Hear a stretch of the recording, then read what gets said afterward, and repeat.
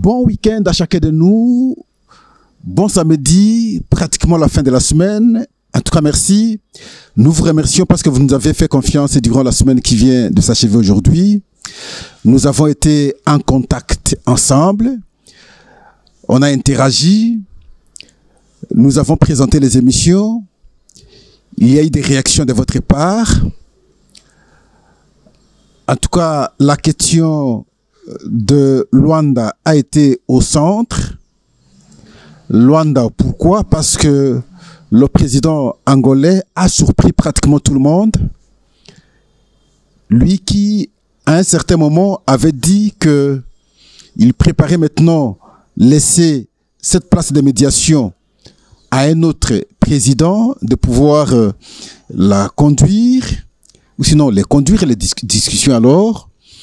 Mais une grande surprise a été de voir que il invite le président de la République démocratique du Congo, Félix-Antoine Tshisekedi, pour lui faire part qu'il était important qu'on organise des échanges avec le M23. Nous sommes venus, nous avons fait notre analyse. Nous vous avons expliqué ici que les échanges avec le M23 étaient contenus, dans la déclaration en termes de communiqué du sommet conjoint l'EAC-SADC. Parce que là, on avait renvoyé, en tout cas, à poursuivre maintenant le processus de Luanda et le processus de Nairobi. Dans le processus de Nairobi, vous savez, il a été demandé à la République démocratique du Congo de mener des discussions avec les groupes armés et ainsi de suite. Et dans le processus de Luanda, il fallait que la RDC échange avec le Rwanda. Et c'est comme ça que le 15 décembre, lorsque le président congolais Félix-Antoine Tshisekedi s'est rendu au Rwanda, à Luanda pour échanger avec le président rwandais, le président rwandais ne viendra pas. Il va trouver un prétexte comme quoi il faudrait que d'abord la République démocratique du Congo échange avec le M23. Il est échangé avec le M23, il pensait rester maintenant dans le processus de Nairobi. Et nous vous avons aussi dit que ce soit les sanctions politiques de l'Union européenne. Là aussi, on a renvoyé la question à la sous-région, aux organisations de la sous-région, entre autres ici l'EAC et la SADC. Et lorsqu'on parle de l'EAC et de la SADC, ça veut dire qu'on fait allusion au processus de Nairobi et au processus de Luanda. Autant avec la résolution 2773 du Conseil de sécurité des Nations Unies, tout en condamnant fermement le Rwanda, tout en parlant de l'agression et de l'occupation. Et là aussi, on a renvoyé la question aux organisations de la sous-région, entre autres ici, la SADC et l'EAC. Mais il faut rappeler ici que dans le processus de Nairobi, il a été demandé que, il faut rapidement un cessez-le-feu. 2, il faut la neutralisation de tous les groupes négatifs. Ça veut dire le désarmement.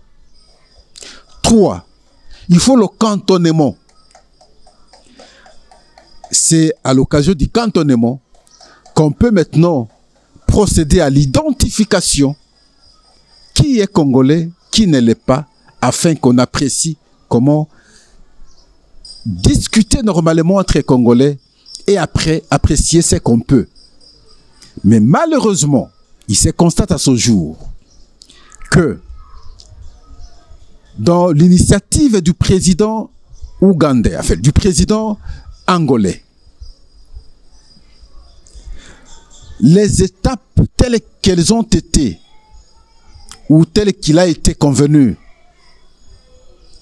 dans le cadre du processus de Nairobi, ces étapes ne sont pas respectées. Je reprends. Il fallait d'abord, 1, le cessez-le-feu. 2, la neutralisation. Et 3, le cantonnement. 4, les discussions par la suite. Au moment où nous sommes en train de présenter notre émission, il y a des affrontements. La guerre continue. Et donc, on comprend substantiellement par là qu'il n'y a pas cessez-le-feu. Ce cessez-le-feu a toujours été systématiquement violé par le M23.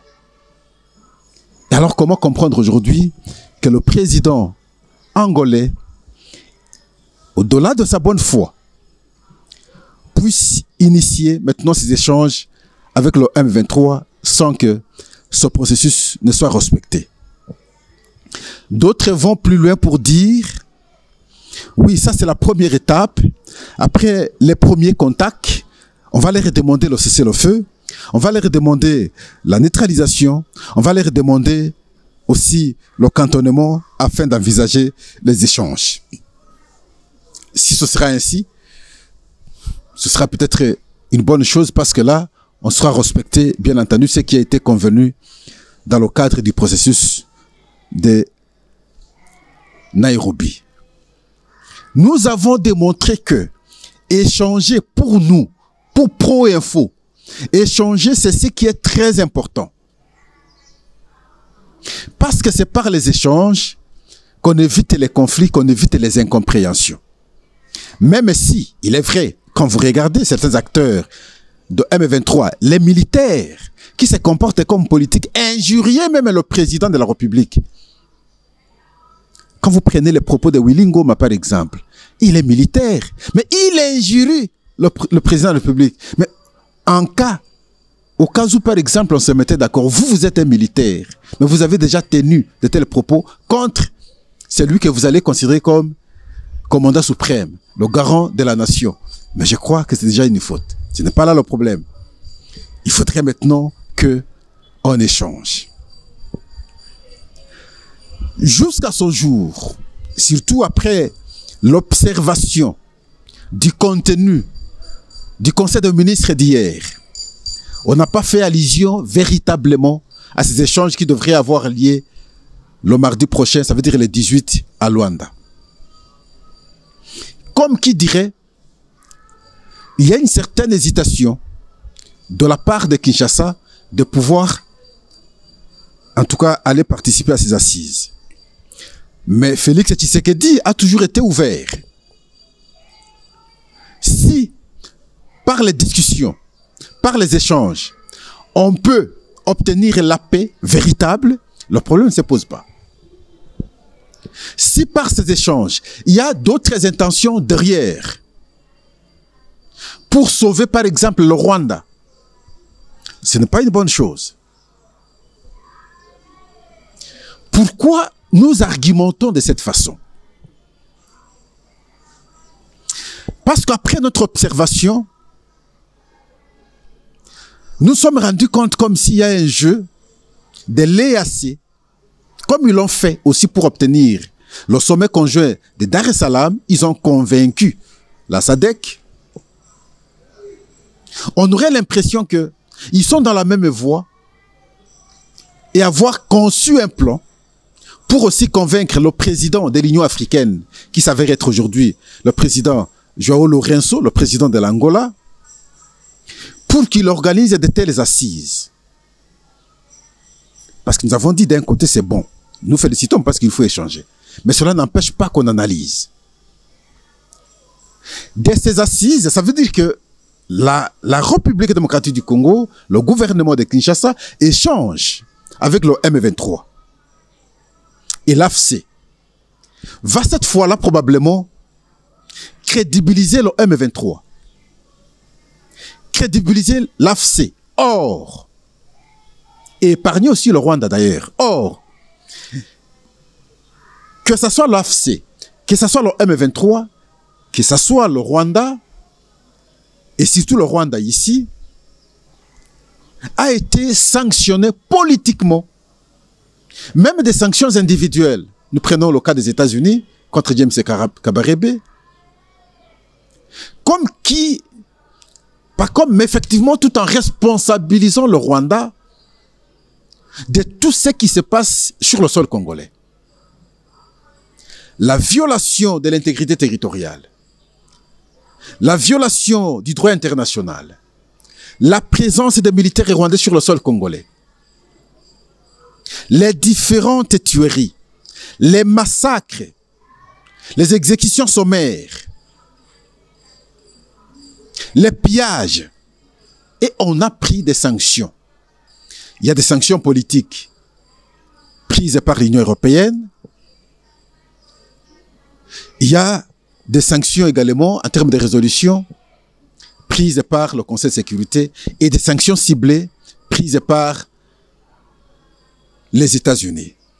Alors, dans cette discussion, si on va directement avec le M23, ça c'est notre point de vue, notre analyse, ça donnerait l'impression comme si le conflit que nous avons, c'est un conflit congolo-congolais. Avec forte probabilité de laver le Rwanda, de laver Paul Kagame. Pourquoi nous sommes arrivés à réfléchir ainsi? Parce que on aurait l'impression, comme nous venons de le dire, comme si de la même manière ils ont fait pour influencer la SADC a fait d'obtenir maintenant le mini-sommet de Dar es Salaam, autant qu'on aurait l'impression qu'ils l'ont fait aussi.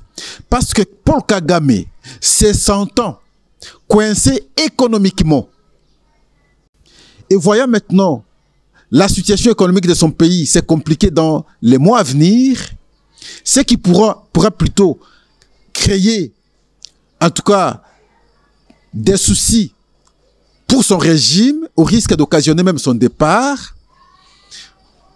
Voilà probablement les intelligences.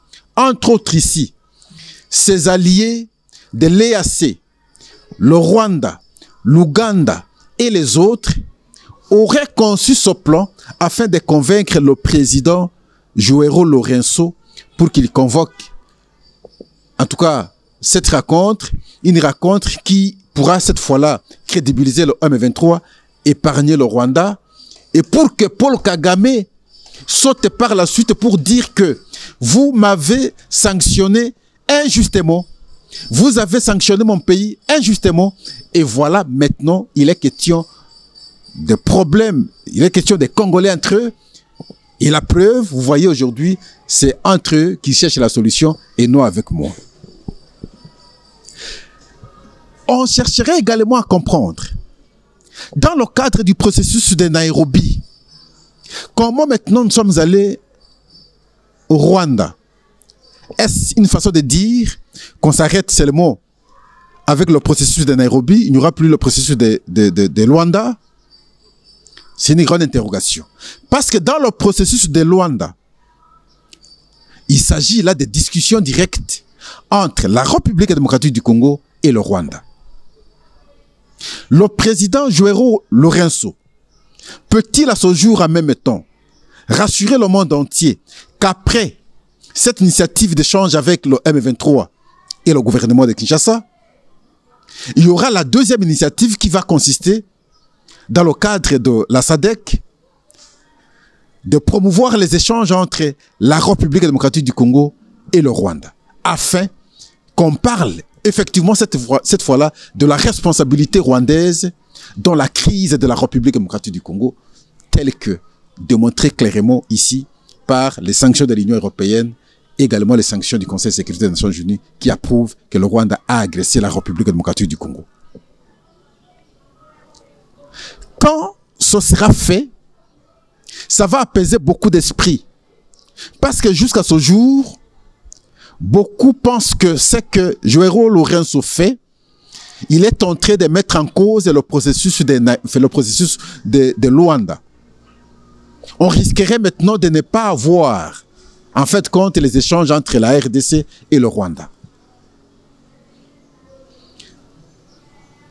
C'est ce qui serait en train de pousser la République démocratique du Congo de se réserver. Avant de monter sur le plateau, on m'a informé, mais je n'ai pas vérifié l'information, qu'on aurait déjà choisi les acteurs pour le compte du gouvernement de Kinshasa qui pourront aller maintenant discuter. Hier, nous vous avons dit qui pour discuter avec le M23. Il faut des gens non corruptibles. Il faut des vrais nationalistes. Il faut des gens qui savent, qui maîtrisent bien la question de l'Est, la problématique de l'agression rwandaise. Il faut des gens qui sauront dire clairement que nous sommes agressés. Il faut des gens qui sauront revendiquer les intérêts d'abord du pays. Pas n'importe qui. Pas des sentiments. Dans cette question, il faut éviter des sentiments. Pas des apépristes. Il faut des vrais aguerris. Il y a des cadres qui existent. S'il y aura des gens qui seront à mesure de bien expliquer cela, ce sera important. Le M23, son sens, M23, c'est une réclamation de l'accord signé le 23 mars 2009. N'oublions pas ça. Et cet accord, à Nairobi, a été matérialisé à travers les 3 déclarations. Nous vous avons toujours dit. Et dans ces 3 déclarations, les revendications sont connues. Nous pouvons vous les rappeler ici. L'intégration politique des acteurs de M23 dans les institutions. L'intégration militaire des éléments de M23 dans le corps militaire. La création d'une zone tampon, zone neutre, dans la partie Est. Le retour de réfugiés congolais Tutsi, qui seraient 100 000 au Rwanda et 300 000 en Ouganda. Et en fin de compte, la création d'une police spéciale et spécialisée et composée majoritairement de Tutsis pour sécuriser cette zone. Vous allez autour d'une table. Vos amis vous opposent ces revendications. Vous allez faire quoi? Nous vous avons dit, vous pouvez tout faire sauf accepter l'intégration militaire. Vous pouvez tout faire sauf accepter la création d'une zone tampon. Nous vous rappelons en même temps qu'aucun État au monde est forcé d'accepter un quelconque accord si sur le temps il se rend compte que ce n'est pas avantageux. Aucun. Il n'y a pas un acte obligatoire. C'est question d'apprécier. Si ce n'est pas, ça ne va pas dans le sens des intérêts du pays, vous ne pouvez pas, même si on a eu à signer à son temps. Voilà pourquoi il faut des gens qui savent comprendre cela. L'économie du Rwanda aujourd'hui en péril, comme nous vous avons dit. Il pousse tout. 60% proviennent des aides de l'extérieur. 30% de l'exploitation illicite de nos minéraux. Les minéraux de la République démocratique du Congo. C'est pratiquement les 10% qui proviennent maintenant des ressources rwandaises. Le Rwanda est dans une mauvaise position. Ne donnons pas des béquilles au Rwanda par nos erreurs. Jusqu'ici, tout a marché. La diplomatie a réussi son coup. Il ne faut pas faillir à la dernière minute pour donner encore des béquilles au Rwanda. Ces gels, non, ces avoirs, je ne vais même pas parler des avoirs. L'Union européenne a proposé, sinon a pris des sanctions en termes de gel de l'aide budgétaire directe et de l'assistance militaire et sécuritaire. Mais ça touche à la vie des Rwandais, à la vie politique du Rwanda. Alors nous espérons que nous serons conséquents. Nous rappelons ici que le 4 avril prochain, le Conseil de sécurité des Nations Unies va se réunir pour apprécier maintenant, jusqu'ici, l'application de sa résolution. Au besoin, on peut envisager des sanctions ciblées. Ça veut dire des sanctions contre des individus, entre autres ici, plus les Rwandais. Il faut rappeler ici que cette rencontre de Luanda est saluée par la Mouka de Martin Fayoulou. Ils disent c'est une occasion à saisir. Et aussi, ensemble de Moïse Katumbi qui parle du temps favorable pour retrouver la paix. Si c'est dans le sens exact de sauver notre pays, nous allons saluer. Là aussi, nous avons dit, on pourra probablement élargir maintenant le cadre afin d'intégrer aussi l'opposition non armée. Mais nous avons fait balancer hier l'audio d'un journaliste français. Et nous avons bien voulu que nos services s'y intéressent. Juan Gomez a dit des choses graves. Et le son vous avez suivi hier. Si le plan est à son niveau, attention, on ne saura pas le dire plus. Il faut aussi dire ici qu'après ces sanctions politiques prises en février, l'Union européenne va se rencontrer le lundi. Son conseil va se rencontrer le lundi prochain, ça veut dire le 17, un jour avant cette rencontre de Luanda. Et là, ils vont apprécier d'abord l'évolution sur terrain parce qu'ils ont envoyé des émissaires sur terrain. Il y aura des sanctions ciblées contre certaines personnalités rwandaises. Il y aura des sanctions ciblées qui seront prises par l'Union européenne à travers son conseil ce lundi 17 mars. Mais ne sapons pas ces efforts déjà fournis par une quelconque erreur dans cette discussion de Luanda que nous avons de part salué et que nous alertons aujourd'hui. Il faudrait qu'on y voit très clair pour s'y impliquer. Si c'est à cœur ouvert qu'on organise ces discussions, ces échanges, nous disons bravo, que le Seigneur soit loué, que la paix revienne au Congo. Parce que le contraire risquerait maintenant de pérenniser le temps d'occupation. Si les choses ne sont pas bien faites, on risque de tout donner raison finalement au Rwanda. On épargne le Rwanda. Lorsqu'on épargne le Rwanda, on rend la situation congolaise. Et là, ça devient très compliqué. Nous ne sommes pas sorciers. Nous sommes seulement avertis. Nous savons seulement naviguer dans les temps. Nous savons les dire de temps en temps. Nous avons salué, oui, l'initiative. Mais maintenant, aujourd'hui, nous avons voulu chercher à comprendre si tous les contours sont bien compris et bien rassurés pour que la participation de Kinshasa ne va pas légitimer le M23 tout en épargnant le Rwanda afin qu'en fin de compte, on parle du conflit congolo-congolais et ne plus revenir finalement au processus de Luanda qui veut bien que la République démocratique du Congo échange avec le Rwanda. Et aussi, nous avons dit ici que dans le processus de Nairobi, on a bien voulu que les forces négatives connaissent ou prouvent d'abord le cessez-le-feu, qu'il soit, ou sinon qu'elle soit neutralisée, qu'elle soit cantonnée, et que par la suite, on procède à l'identification et organiser en fait compte les échanges. Mais on aurait l'impression comme si nous sommes partis par le dernier point, les échanges, et chercher maintenant le cantonnement, chercher maintenant la neutralisation et chercher en fait compte la fin des hostilités en termes de cessez-le-feu.